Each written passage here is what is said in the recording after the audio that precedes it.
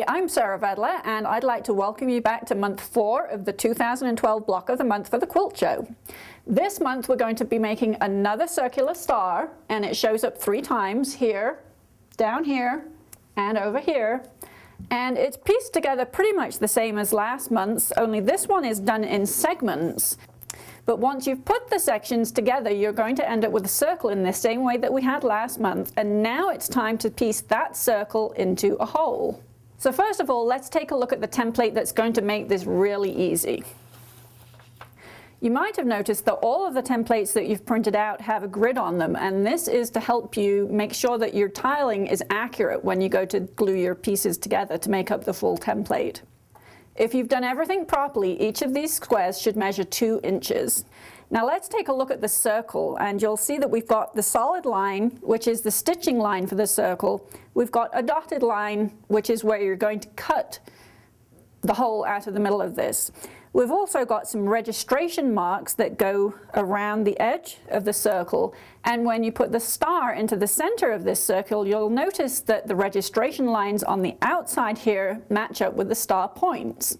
So here I have the templates that I've already prepared with the background fabric. This is the hole, and we've got the registration marks around the edge. I've stay stitched just inside the line, and I want to show you a close-up of that. Here is the printed line that's on the stabilizer, and just inside of that I've got a stitching line, and that's going to secure the edges of the hole, makes it much easier to sew the circle in. So now I'm going to pin the circle into the hole, and I'm going to take a pin. I'm going to pin right through the point of the star, and then I'm going to guide that same pin right into the intersection here with the registration line and the solid line. I've got my fabrics right sides together, and I'm going to put that pin right there. I'm going to continue all the way around the circle, doing the exact same thing for each of the points, and this is what I'm going to end up with.